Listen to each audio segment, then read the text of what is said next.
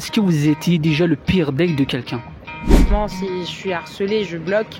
Les gens recherchent trop un CV aujourd'hui et au moins de choses qui correspondent pas, ça dégage. Mais Quel est votre pire encart du coup?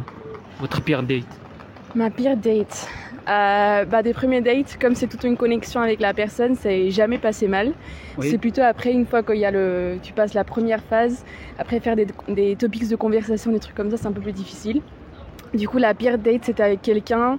Dans un moment, il prenait tout mal ce que je disais, il n'y avait plus de connexion, il ne comprenait pas mon humour et du coup, on a stoppé au milieu, mais après, c'est la vie. Hein. Ouais, bah oui, ça s'est fini comment du coup?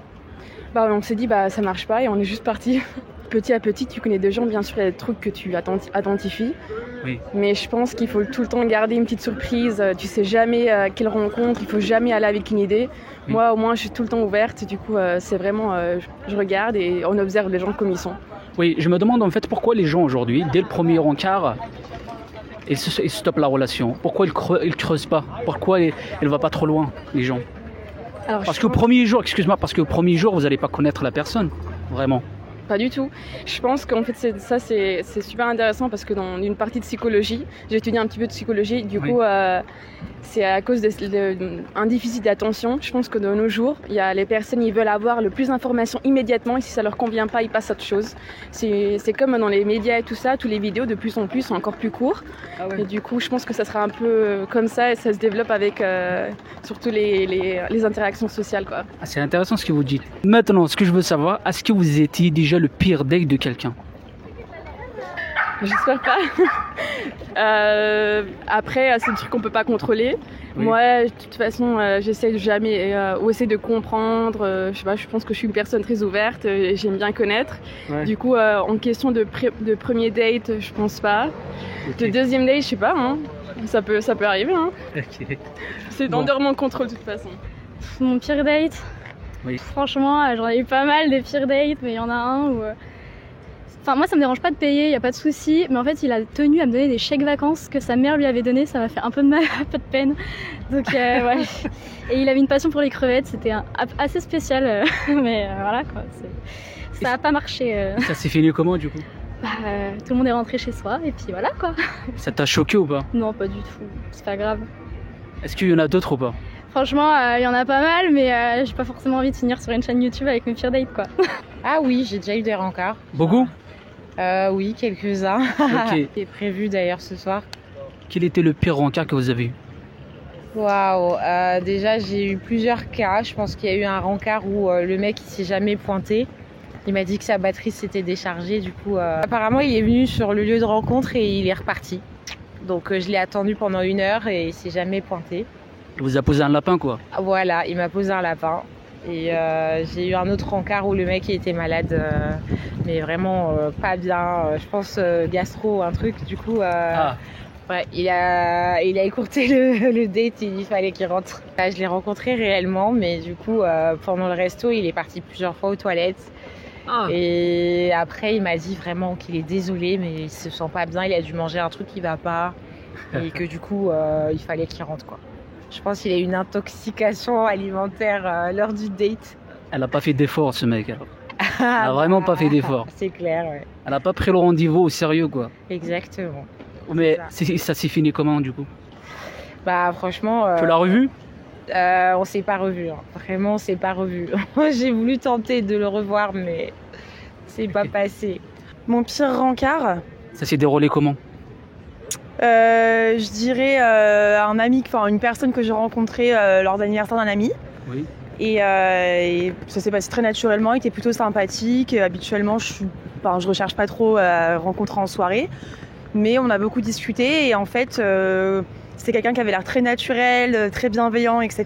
Et quand on s'est revus, il était complètement à l'opposé, quoi. En fait, je sais pas, il était complètement différent, donc c'était un peu déprimant, quoi. Il est un peu fake, quoi. Ouais, exactement, ouais. Enfin, il passait vraiment pour quelqu'un de très naturel, très sympa, et en fait, je crois qu'il voulait vraiment faire une démonstration de son oseille, de son taf.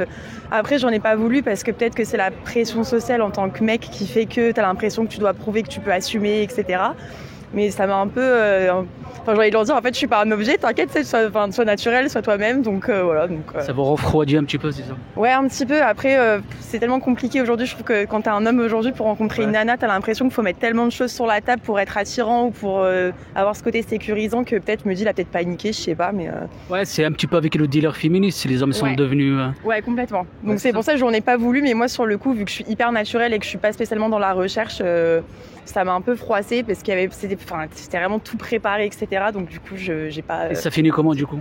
Ça a fini naturellement. On s'est pas revus. Je lui ai dit gentiment que j'avais pas eu tant le feeling que ça, mais que c'était vraiment quelqu'un bien, que je lui souhaitais une bonne continuation. Okay. Et d'ailleurs, il m'a demandé comment il pouvait s'améliorer. C'est là où je me suis dit qu'il se mettait trop la pression. Et justement, je lui ai dit, t'as pas à t'améliorer, sois toi-même et tu rencontreras la bonne personne comme ça. Parce que si, en fait, t'essayes de te vendre, peut-être que la personne, elle sera pas là pour les bonnes raisons. Donc, j'ai senti elle était en pression, quoi. Ouais, je pense que la personne, elle est à la recherche de lui-même, en fait. Ouais, exactement. Comme t'as dit, en fait, il sait plus comment faire pour aborder les nanas. Donc, je crois que le mec, il était un peu débordé, quoi. Donc, ouais, on peut le pardonner. Oui, c'est ça, rien de méchant. Hein. Donc, ça, en pire rencard, il y a pire, hein, franchement. Okay. Quoi le conseil que vous pouvez donner à des hommes aujourd'hui qui vous draguent dans la rue ou plutôt partout? Ça va être très basique, mais vraiment de rester soi-même. Mais je pense que lire aussi, de savoir comment interagir avec et de répondre, parce qu'il y a des fois des hommes qui... C'est arrivé de vraiment qu'ils poussent et non, c'est non, je suis pas intéressée, ça veut dire que je suis pas intéressée, il faut pas vraiment forcer l'affaire. Et après, ça n'a rien à voir avec l'ego, c'est vraiment une question de ça marche pas avec toi. Une question de préférence, quoi. Oui, voilà, c'est une question de forcer, ça c'est un truc que pour moi personnellement, je trouve qu'après un moment... Ouais, c'est vrai. Quel est votre style d'homme? Je pas ce genre de questions, parce que je pense que ça sert à rien de catégoriser des trucs comme ça, je pense que... c'est des trucs basiques, mais vraiment le respect, être curieux, des trucs comme ça. Mais je pense que chaque personne, en dépendant de la phase de leur vie aussi, ça change. Du coup... Ouais, parce que je vois beaucoup de femmes aujourd'hui qui disent à un homme qui ne gagne pas 20 000 euros par mois, je vais jamais être en couple avec lui. Donc, je me demande, est-ce que toutes les femmes, ils sont comme ça en 2025? Il ne faut jamais généraliser, ça c'est une question... Oui. Bah oui. Personnellement, les personnes qui pensent comme ça, tant que femme, homme... Tout le reste, c'est pas un truc que je m'identifie pas du tout. Pour vous, quel est le meilleur endroit pour rencontrer quelqu'un en 2025? Je vais pas dire au travail parce que c'est vraiment pas un bon endroit pour rencontrer quelqu'un, mais dans soirée, dans la rue. Et qu'est-ce que vous pensez des sites de rencontre? Ça marche ou ça marche pas, franchement, moi j'ai plus d'espoir. Hein. Ouais, mais est-ce que vous avez des expériences là-dedans? J'ai pas encore rencontré le grand amour, donc... Oui, mais pourquoi du coup? C'est que ça marche pas. Peut-être si vous la fautif. Ah, certainement, c'est vraiment, je pense que c'est ça. Votre terrain de rencontre, c'est lequel du coup pour vous? Waouh, si je savais, je crois que je serais pas célibataire. Ah. Je sais pas, le lieu où on peut faire le plus de rencontres, moi j'aurais dit quand il fait beau l'été, peut-être dans un parc et tout, un endroit où on peut facilement discuter avec les gens et tout. Parce que les gens ont tendance à croire que c'est en soirée dans les boîtes de nuit, sauf que là-bas, personne ne se parle, quoi. Vous utilisez les sites de rencontre? Oui, beaucoup. Ok. Est-ce que vous avez des expériences qui sont déroulées très mal avec les sites de rencontre? Oui, également. J'ai eu pas mal de spécimens bizarres sur les sites. Ah ouais? Ouais. Est-ce que vous êtes déjà fait harceler ou pas? Harcèlement, de toute façon, moi je coupe assez court facilement. Oui. Mais c'est plutôt des propositions assez bizarres de personnes en couple qui veulent tenter des expériences avec leur conjointe ou des choses comme ça, des plans à trois ou des choses très bizarres. Ok. Voilà. Ou qui Et du coup, des dominants, qui cherchent des dominés, bref. Ok. Et du coup, pour vous, pourquoi vous êtes célibataire?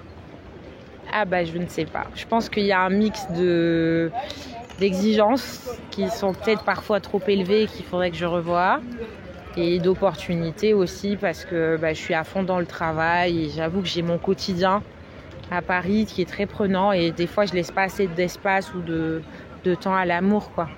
Est-ce que vous pensez la faute c'est vous ou plutôt c'est les gens qui vous rencontrent? Ah non, les fautes sont partagées. Peut-être c'est vous la fautive. J'arrête d'être un peu moins difficile. Ouais. Et par contre que je tombe aussi sur des gens en face qui sont motivés, qui ont envie d'aller un peu plus loin, quoi. Ok. Et du coup, c'est quoi le conseil que vous pouvez donner aux hommes qui n'arrivent pas à aborder dans la rue en fait? Bah franchement, c'est tellement compliqué. Je pense déjà, ouais, il faut être soi-même et tout de suite, si tu rentres dans un rôle, etc., et que la nana, en fait, elle est là pour ce rôle-là, c'est que c'est peut-être pas la bonne personne, en fait, finalement. Ah ouais. Faut être naturel, faut être soi-même, peu importe. Enfin, je sais pas, bah là, il y a mon copain qui est juste derrière, là, en plus, il se moque. Ah, ok. Mais nous, on s'est rencontrés grave naturellement, tu vois, au final, il n'y avait pas de... Enfin, il a pas essayé de se vendre, moi non plus. Ça a été hyper naturel et ça s'est très bien passé. Parce qu'en fait, je pense que les gens cherchent trop un CV aujourd'hui. Et au moins de choses qui ne correspondent pas, ça dégage. Mais en fait, il faut un contexte, faut, tu vois ce que je veux dire. Donc, ouais, il faut arrêter de chercher des CV. Ok. Pour vous, qu'est-ce qui compte? C'est la beauté ou c'est la communication ou c'est l'argent?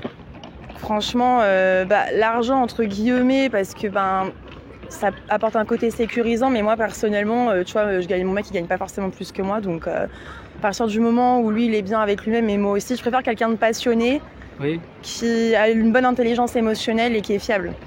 En fait, voilà. Après, le reste, ça viendra. On ne sait pas ce que Dieu il réserve aux gens. Hein. Mais moi, je trouve que c'est mieux de rencontrer quelqu'un quand t'es pas au top de toi-même. Ok, ouais, c'est vrai ça. Bon, merci beaucoup en tout cas, c'était très passionnant. C'était un peu long, mais bon. Ouais, c'est très gentil quand même. Merci beaucoup, c'était un plaisir en tout cas. Abonne-toi frérot, arrête de faire l'aura. Abonne-toi.